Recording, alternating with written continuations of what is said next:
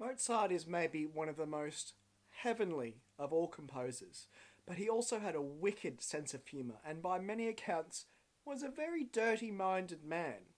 That's evidenced by some of the letters he wrote to friends and some of the letters friends wrote about him. One thing I love to hear about him that makes me laugh a lot is a series of musical rounds of canons that he wrote for his friends. And one of the most G-rated ones was when he was writing about passing wind. He was writing about farting. So Mozart was not above a good old fart joke.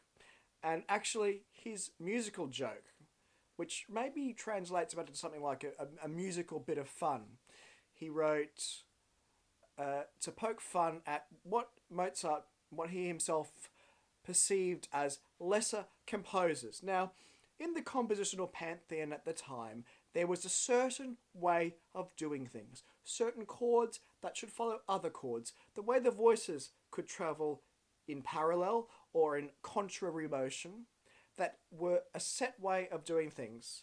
Now, in this musical joke, Mozart subverts all that. So he breaks the musical rules in very distasteful ways. And sometimes he actually just follows what is written in a musical textbook without any of his signature flair or signature touches or any of his own special autograph, his own special panache. And the results are very funny.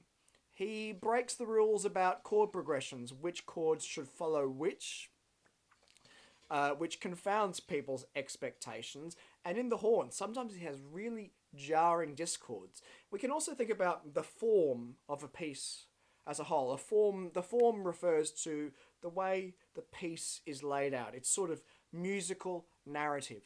And this piece is in a form called sonata form, which was one of the predominant musical forms of this time in music. And it's essentially a journey around harmony and the way harmony informs the melody. It goes from the home key, and it goes to a related key called the dominant. And now normally there are all kinds of harmonic permutations and little pivot chords and ways to get there.